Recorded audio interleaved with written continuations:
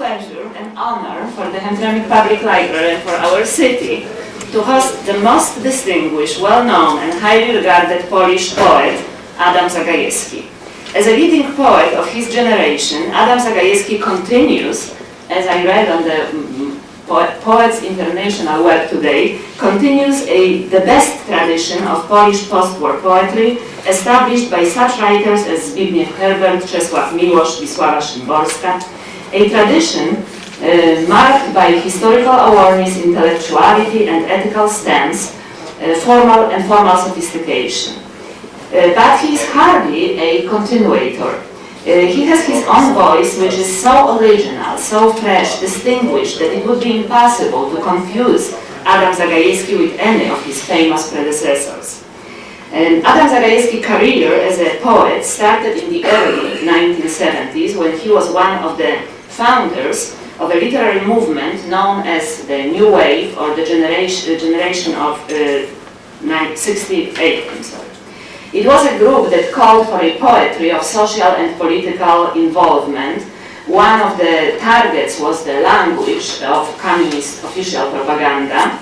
And in poetry of the New Wave poets, that language was often skillfully paraphrased to reveal its falseness and emptiness. The group was united more by political goals than by its poetics, and Adam Zagajewski was the first to break away. In his famous essay, Solidarity and Solitude, and I have the first edition here, published in Paris, Mr. Zagajewski tried to explain his position in between commitment to collective causes and self-introspection. I take a seat in between, he says in a poem. I'm alone but not lonely. Adam Zagajewski was born in Lwów, which was at the time the Soviet Union. It was 1945, and before the war it was a Polish city. And in 1945, when he was still an infant, his family was forcibly repatriated to Western Poland, and they moved to Gliwice. Gliwice was Silesian town. Before the war, it was a German town. Now it was, because of the shifting borders, now it lay within the borders of Poland.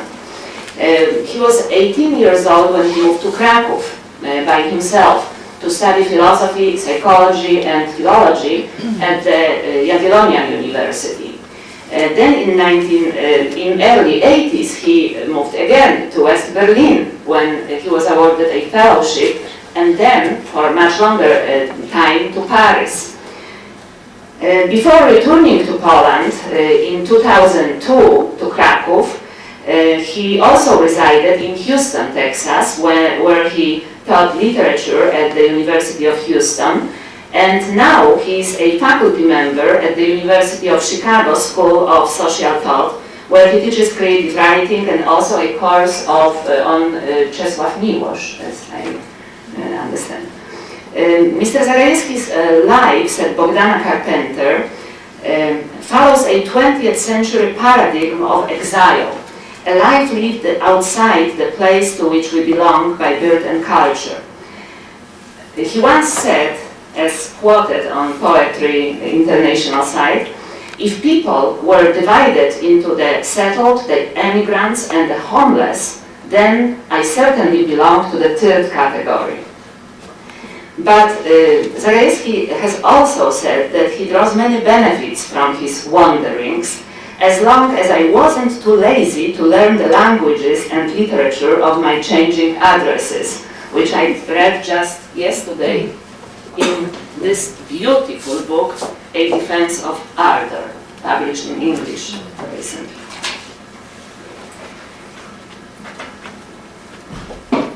I'm like a passenger on a small submarine, Mr. Zagajewski said, that has not one periscope, but 4. But I'm talking too much, so let me just add to this. Mr. Zagajewski was awarded many prestigious prizes for his works, including Nagrodę Fundacji imieniem Kościelskich in Geneva, prize of Kurt Tucholsky in Stockholm, Nagrodę Andrzeja Kijowskiego in Warsaw, Prix de la Liberté in Paris, and also international Neustadt International Literary Prize in 2004. Just a few months ago, he was awarded Czesław Miłosz Prize for the understanding between, working on for better understanding between United States and Poland by the Embassy of United States in Warsaw. So let me introduce again, and I'm so moved and so nervous. Please, I'm sorry that my English is so terrible today, but I'm so happy to introduce Adam Zagajewski. Welcome.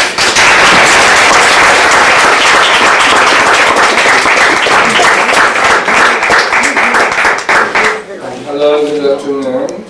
Thank you for this lovely introduction. I'm moved too now, so I'm deeply moved. I am, thank you for this. I'll be reading mostly in English, but I will read a few poems either in 2 languages, means Polish and English, or maybe 1 or 2 poems only in Polish. So I will start maybe.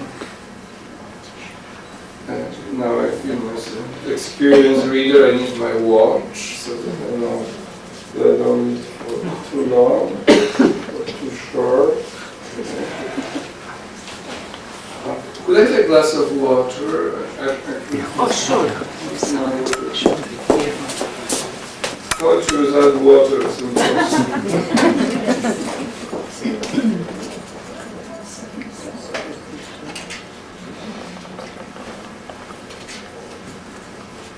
Okay, so I start with the poem 3 Angels.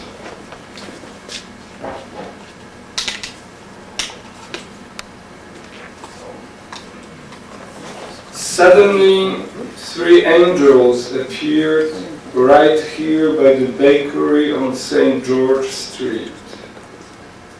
No other Census Bureau survey, one tired man sighed. No, the first angel said patiently, we just wanted to see what your lives have become, the flavor of your days, and why your nights are marked by restlessness and fear. That's right, fear, a lovely, dreamy-eyed woman replied. But I know why. The labors of the human mind have faltered. They seek help and support they can't find. Sir, just take a look. She called the angels, sir. At Wittgenstein, our sages and leaders are melancholy madmen and know even less than us, ordinary people. But she wasn't ordinary. Then, too, said one boy who was learning to play the violin, evenings are just an empty curtain, a casket minus mysteries, while at dawn the cosmos seems as parched and foreign as a TV screen. And besides, those who love music for itself are few and far between. Others spoke up, and their laments surged into a swelling sonata of wrath. "If you gentlemen want to know the truth," one tall student yelled, he had just lost his mother, "we've had enough of death and cruelty, persecution, disease, and long spells of boredom still as a serpent's eye. We've got too little earth and too much fire. We don't know who we are. We are lost in the forest, and black stars move lazily above us as if they were only our dream." But still, the second angel mumbled shyly, "There is always a little joy, and even beauty lies close at hand, beneath the bark of every hour, in the quiet heart of concentration. And another person hides in each of us, universal, strong, invincible. Wild roses sometimes hold the scent of childhood, and on holidays young girls go out walking just as they always have. And there is something timeless in the way they wind their scarves. Memory lives in the ocean, in galloping blood, in burned stones, in poems, and in every quiet conversation. The world is the same as it always was, full of shadows and anticipation." He would have gone on talking, but the crowd was growing larger, and waves of mute rage spread, until at last the envoys rose lightly into the air, whence, growing distant, they gently repeated, "Peace be unto you, peace to the living, the dead, the unborn." The third angel alone said nothing, for that was the angel of long silence.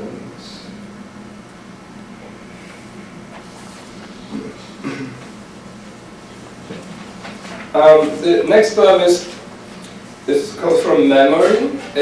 I grew up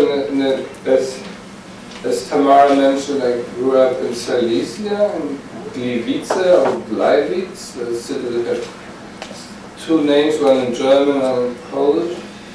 So this poem is about my childhood. It's about more or less about my street. And you may know the name of Wojtek Pszczoniak, the actor. And he lived in the same street.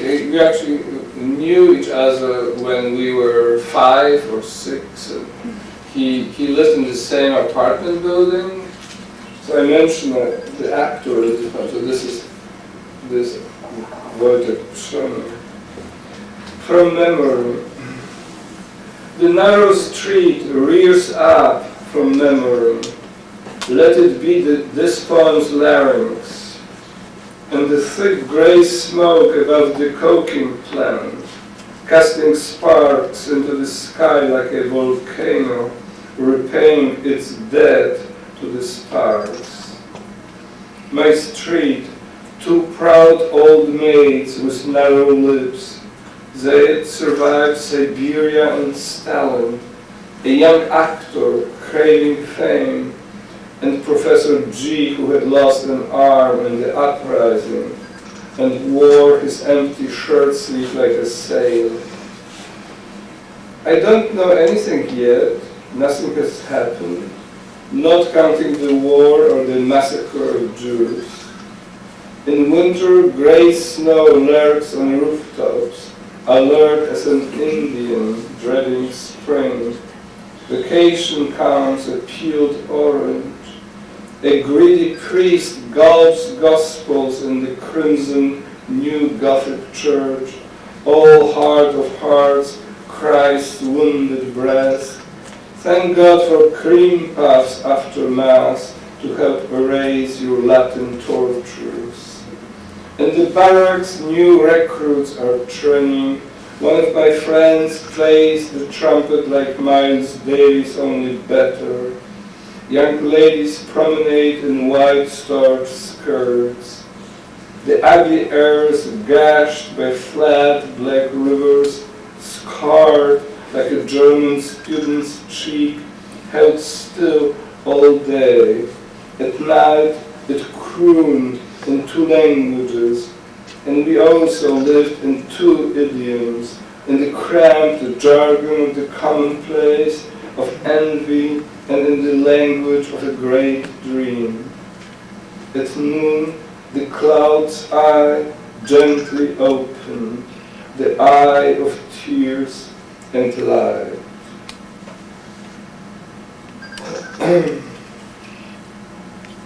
I mentioned the German students.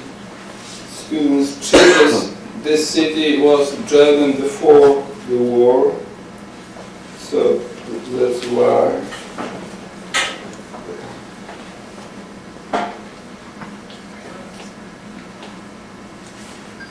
Now I read it upon both languages. It's called my aunts, A-U-N. My pronunciation of the word aunt is pretty tricky. Somebody once told me that he thought the poem is about my aunt's E-N-D. I thought that somebody could think this is about the A-N-T. So it's not, I don't possess any ants. I still have a diminishing number of ants, A-U and so my ants. How do you say? We say Ants. Here.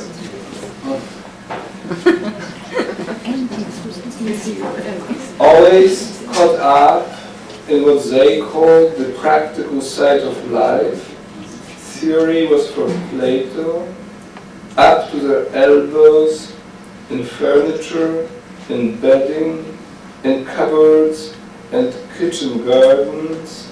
They never neglected the lavender sachets that turned a linen closet to a meadow.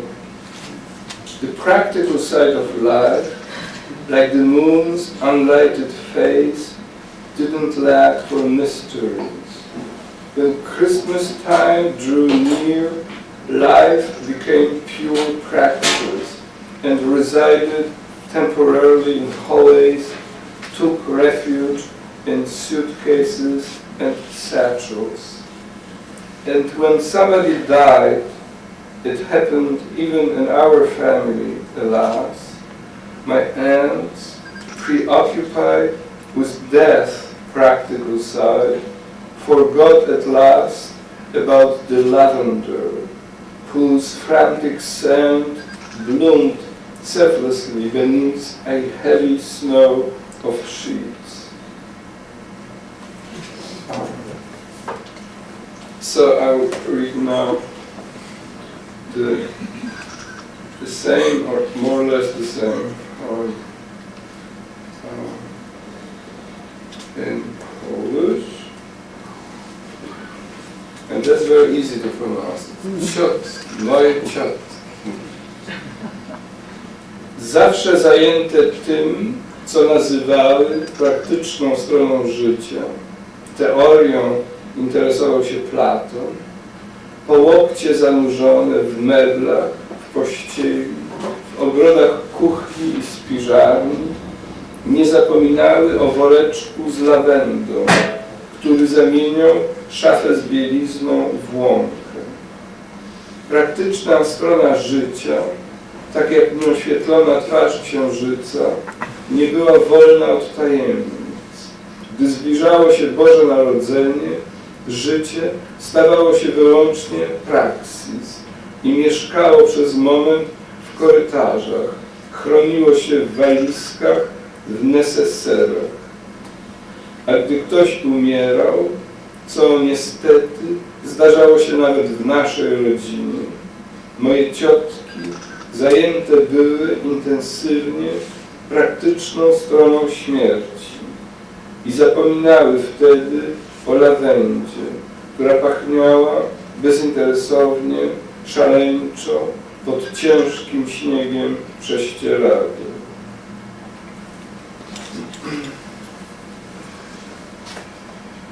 Maybe now, this is a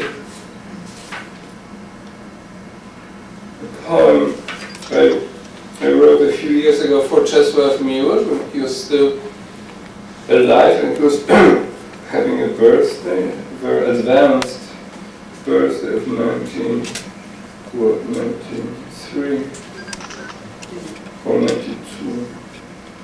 And this is, the poem is called The Churches of France, Kościoły Francji in Polish.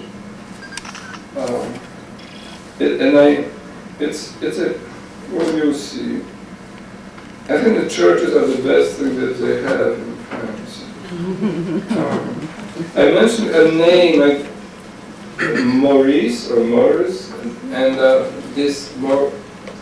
he's a French priest, a wonderful person, who actually lives in Warsaw. Now he's a retired priest, but he is he is a brother in the rule of the Brothers of Jesus, and it's this is a community that was established to honor the memory of Charles Foucault, who was a French saint. And they're wonderful people. They live in poverty. They live mostly in poor neighborhoods, but they do no proselytizing. They just live there. And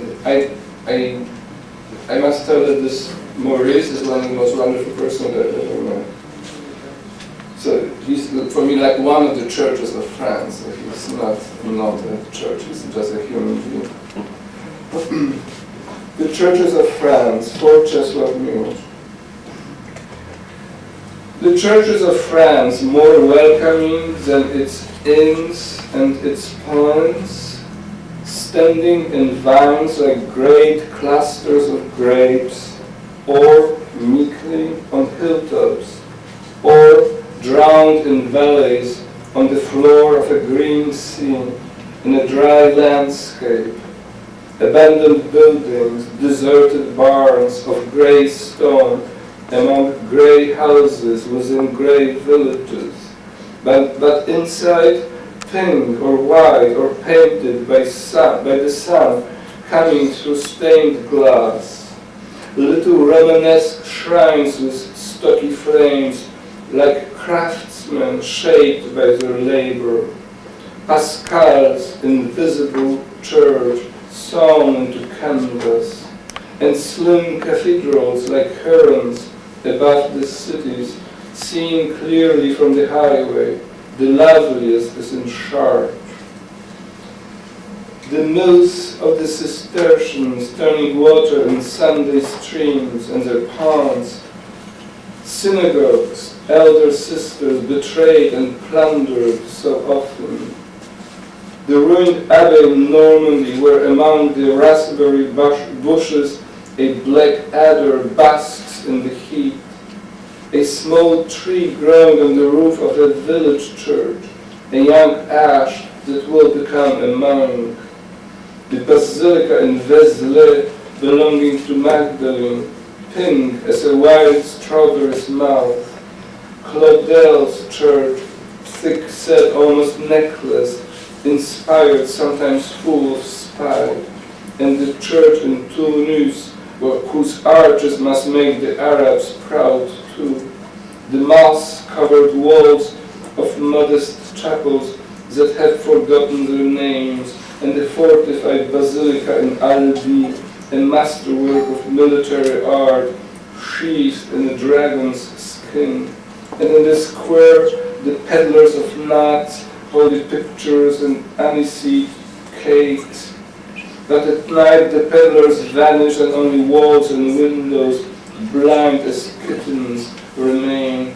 And the vast night, and much silence, and sometimes a dying comet's roar.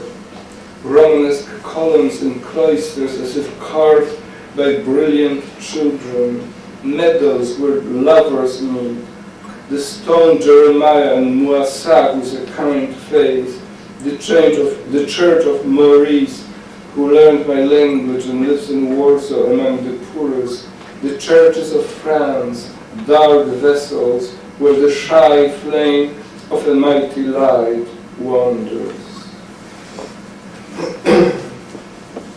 Panie Adamie, woda jest za Panem.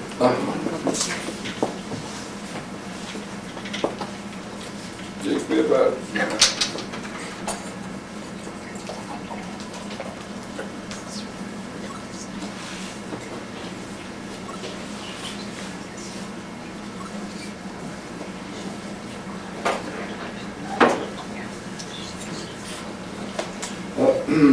Maybe I read now in both languages.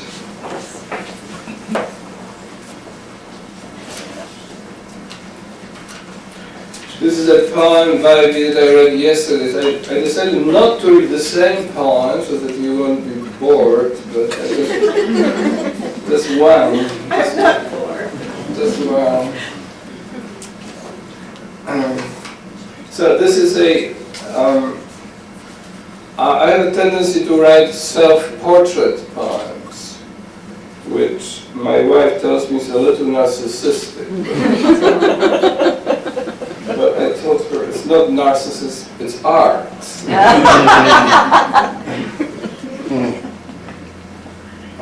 But I wouldn't go, I have this friend that Vivi knows, Tony Holden, wonderful poet, who has a book, and he gave it the title to this book, What Narcissism Means to Me. Okay, this is self-portrait on an airplane. And this is actually, I made this translation, so it's not perfect, it's far from being perfect. Self-portrait on an airplane.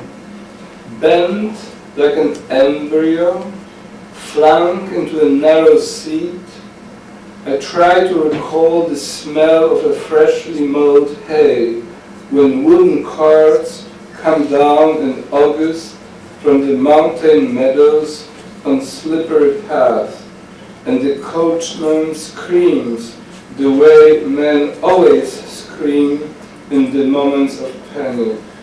They yelled like that already in the Iliad and never fell silent.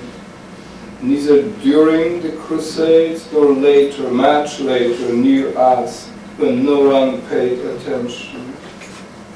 I'm tired. I think of things that cannot be thought, of the silence which reigns in the forest when birds fall asleep, of the end of the summer that comes near.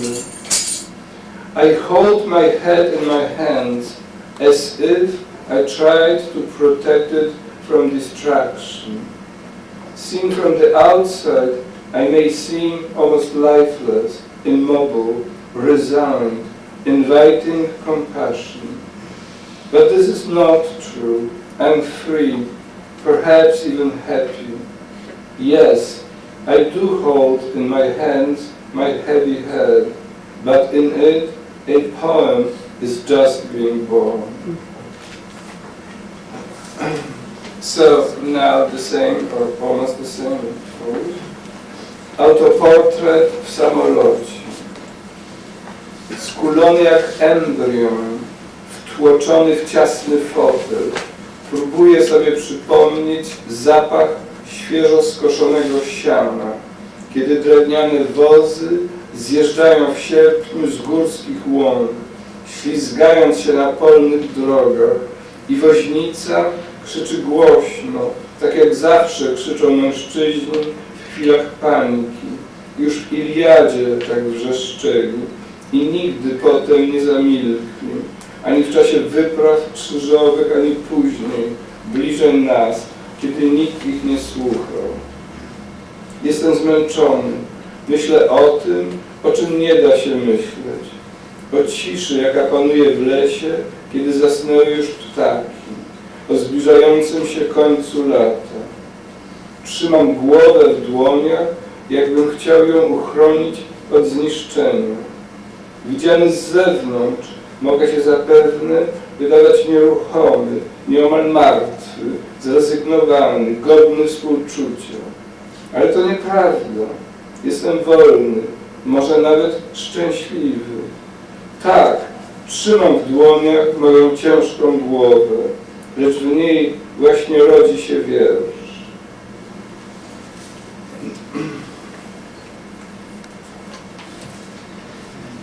Maybe later read another poem. These that I read yesterday. Just two, okay? It's I find it very boring to read the same poem day after one day after another. So this is now from this recent book, Eternal Enemies.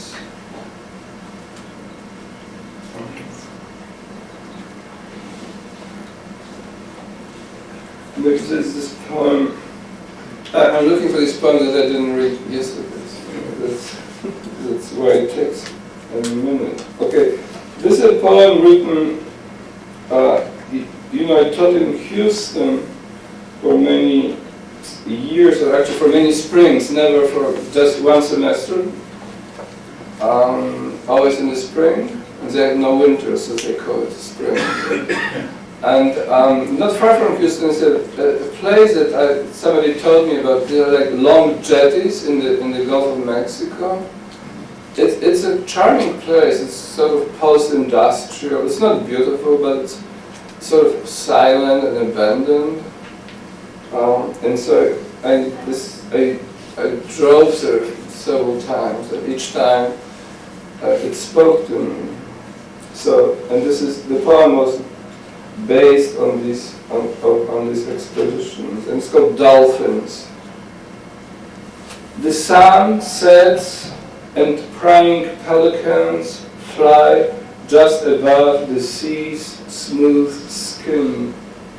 You watch a fisherman killing a caught fish, invincibly convinced of his humanity, while rosy clouds commence their slow, solemn march to the night's foothills. You stay a moment waiting to see dolphins. Maybe they will dance their famous friendly tango once again. Here on the Gulf of Mexico, where you find tire marks and mussels along the broad beaches and energetic crabs that exit the sand like workers deserting a subterranean factory en masse. You notice abandoned, rusty loading towers. You walk along a stone lock and wave to a few anglers, modest types fishing not for sport, just in hope of postponing the Last Supper.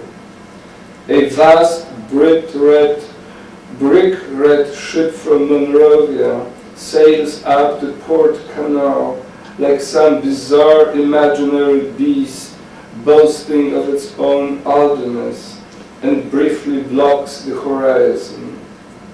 You think it's worth seeking the backwaters, provincial spots that remember much but are uncommonly discreet, quiet, humble places, rich though in caches.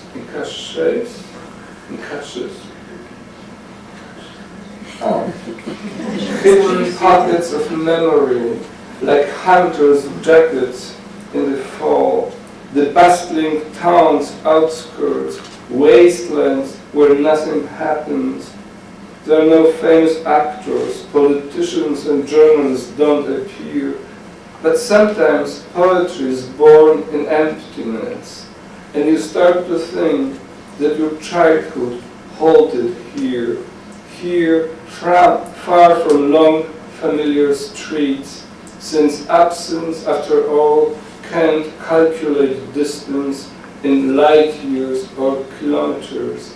Instead, it calmly waits for your return, doubtless wondering what's become of you. It meets you without fanfare and says, "Don't you know me? I'm a stamp from your vanished collection. I am the stamp that showed you your first dolphin on a backdrop of unreal misty blue. I am the sign of travel, unmoving."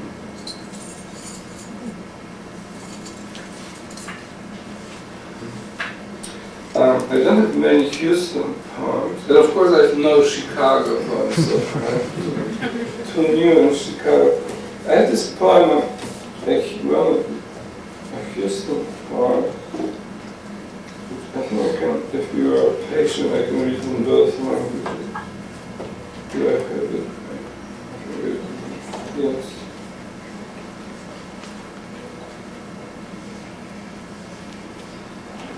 Yes, I do.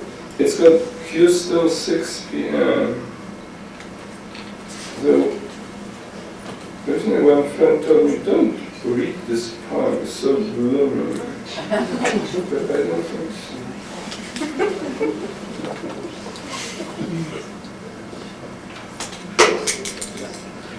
So Houston, 6 p.m. It doesn't need any explanation.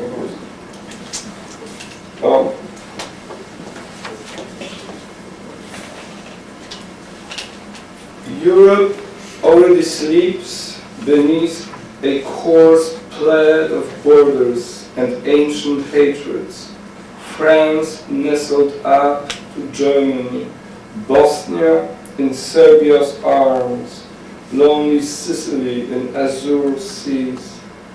It's early evening here, the lamp is lit, and the dark sun swiftly fades. I am alone, I read a little, think a little, listen to a little music. I am where there is friendship, but no friends, where enchantment grows without magic, where the dead laugh. I am alone because Europe is sleeping. My love sleeps in a tall house on the outskirts of Paris. In Krakow and Paris, my friends wade in the same river of oblivion. I read and think. In one poem, I found the phrase, "There are blows so terrible, don't ask." I don't. A helicopter breaks the evening quiet. Poetry calls us to a higher life, but what's low is just as eloquent, more plangent than Indo-European, stronger than my books and records. There are no nightingales or blackbirds here with their sad, sweet cantilenas, only the mockingbird who imitates and mimics every living voice. Poetry summons us to life, to courage, in the face of the growing shadow. Can you gaze calmly at the earth like the perfect astronaut? Out of harmless indolence, the grease of books, in the Jerusalem of memory, there suddenly appears the island of a poem, unpeopled. Some new cook will discover it one day.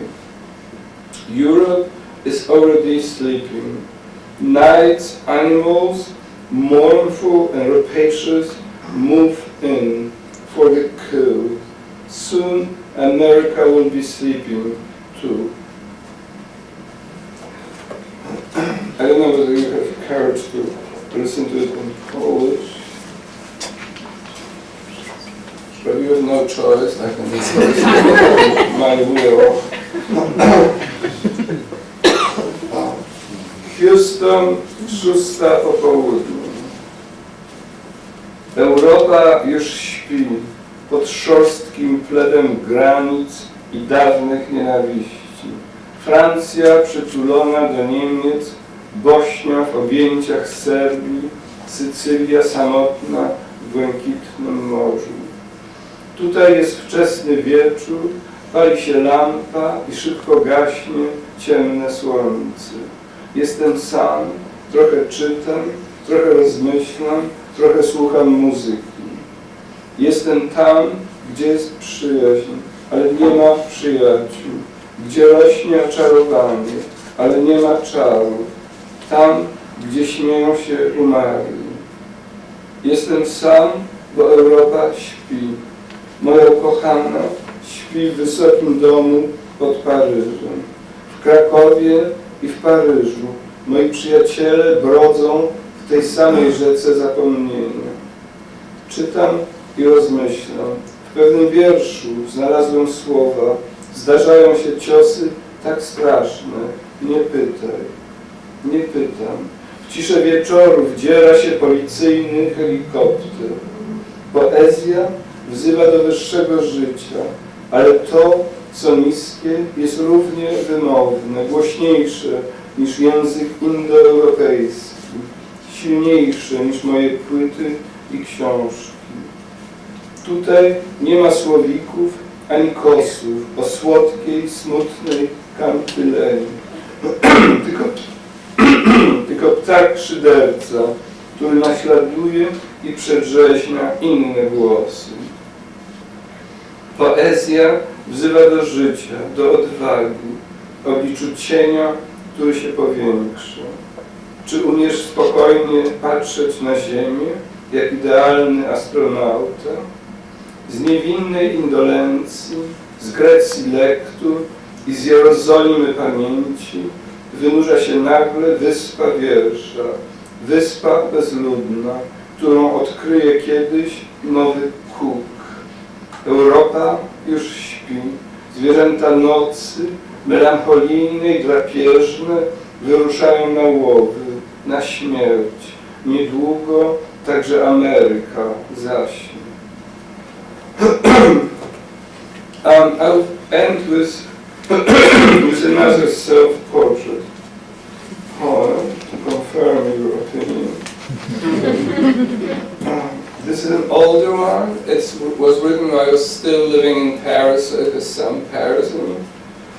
And towards the end of the poem I mentioned this great Spanish poet, Antonio Machado, who maybe some of you know, who is translated into English and into Polish as well. But he's not as famous as Lorca, as Federico Lorca, but he was a wonderful poet.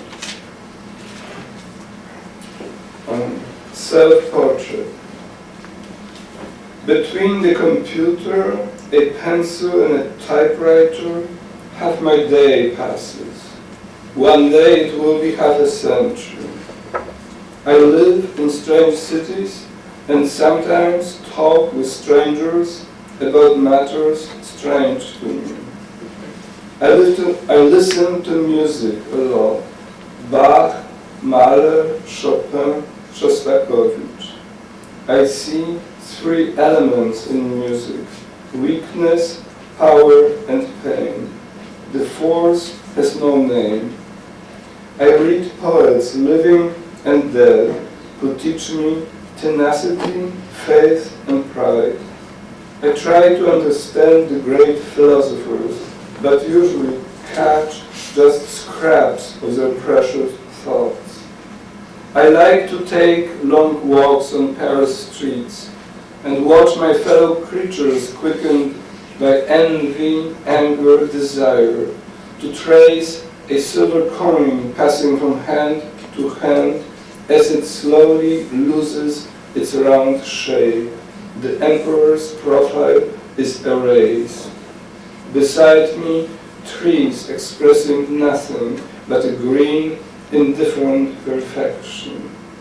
Black birds pace the fields, waiting passionately like Spanish widows. I'm no longer young, but someone else is always older. I like deep sleep when I cease to exist, and fast bike rides on country roads when poplars and houses dissolve like cumuli on sunny days. Sometimes in museums the paintings speak to me and irony suddenly vanishes. I love gazing at my wife's face. Every Sunday I call my father. Every other week I meet with friends, thus proving my fidelity. My country freed itself from one evil. I wish another liberation would follow. Could I help in this?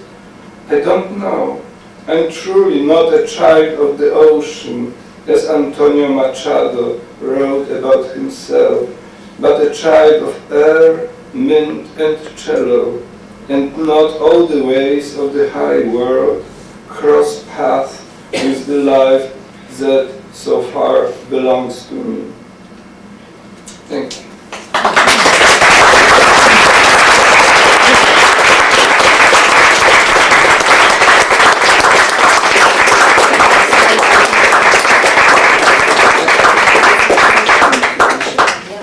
If you wish, I can take a few questions. Do you write in English primarily or in Polish, or do you? No, I write poems only in Polish. And then, I write sometimes essays in English, but somehow it's not possible for me to write poems in English. Simply, I don't know. The poems come to me in Polish. And, you cannot write a poem as a commission. It just can come to you. They're monolingual, my poems. okay. Then that would lead to the second question. Who do you do the translations, or someone else does? I should have said it. No, I very rarely. I read this one poem which I translated myself, and usually it's my translator in the last 10 years or more is Clark Kavanaugh, who teaches at Northwestern University. So I don't trust myself as a translator. I think that we just had there was a little conference in Ann Arbor today about translation. And I believe in the mystique of being a native speaker. So if you're not a native speaker, just forget it. It's my fault because I didn't mention that Mr. Zagajewski is not only a poet but also an essayist. He also writes prose, some novels, and his poetry is translated to about 20 languages, including not only European languages, German, French, Spanish, but also in English, of course, but also Arabic and Hebrew, among others. Arabic, I never heard of it.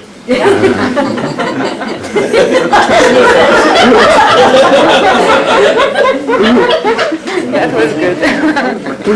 Hebrew, I know. Arabic. So, yes. You mentioned music in a couple different poems, Mm-hmm. and I was wondering what kind of music do you enjoy listening to? Basically jazz and classical music. So Miles Davis, I mentioned this, my friend who played better than I don't believe.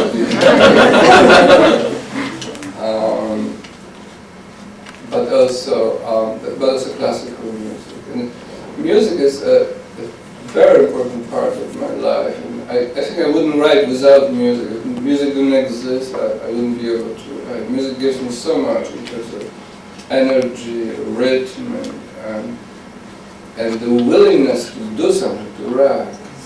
It's very important. I'm completely amusical, and I cannot play any instrument.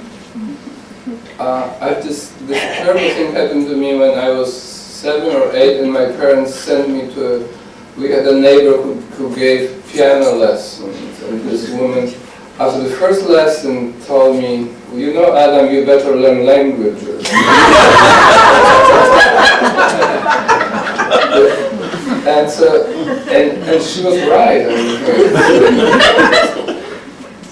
So it's for me, music is this unrequited love. Because I cannot even whistle a melody. I'm just hopeless. My wife forbids me doing it. My wife has a very fine ear, and I'm forbidden to whistle, to hum. My life is pretty bad, but when I come to the States, she stays home and I can whistle for myself.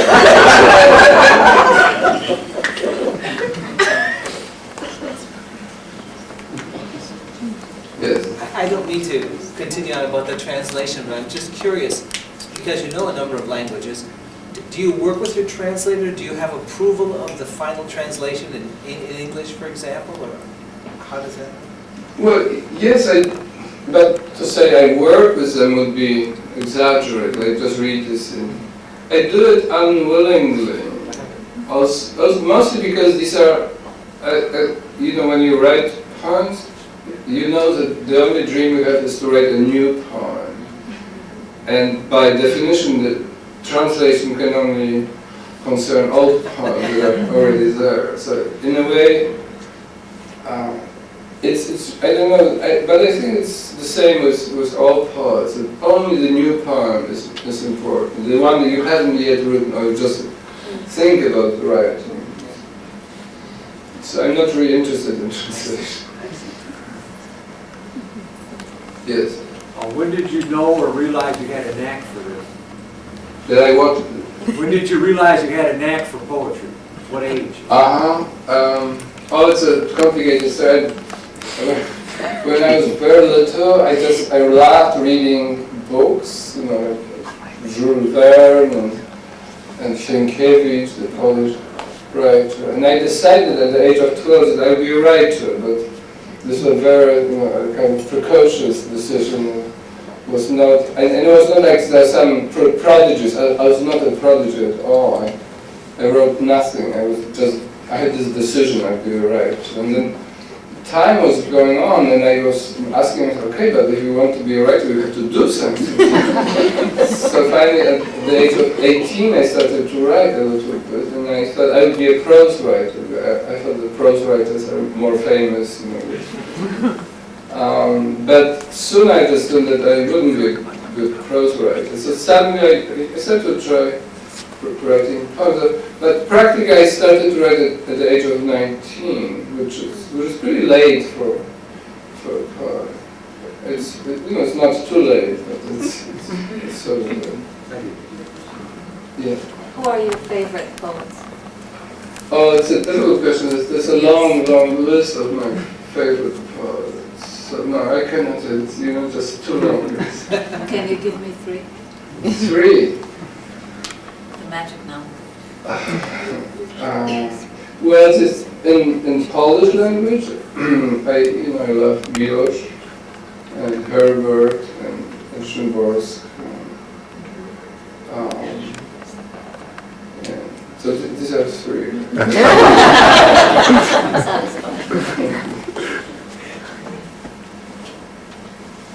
Okay, thank you so much.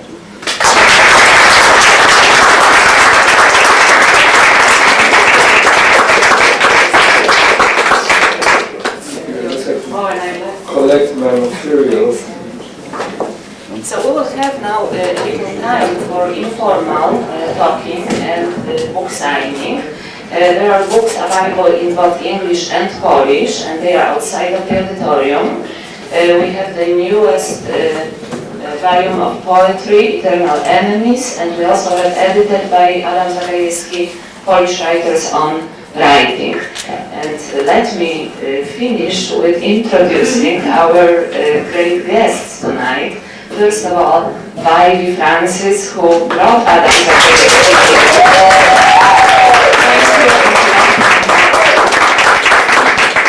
Our mayor is here, Dr. Karen Majewski.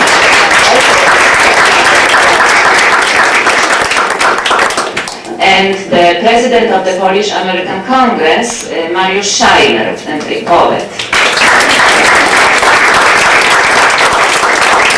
And thank you, friends of the library, Katie Christie, and wonderful staff.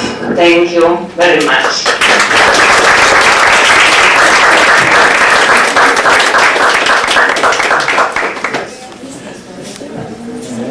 We're waiting for a little surprise. Do you have something to put it in?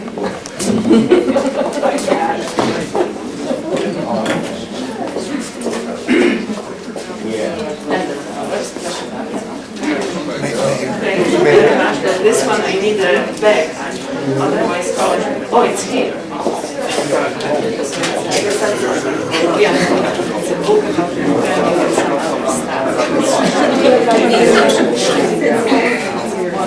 Thank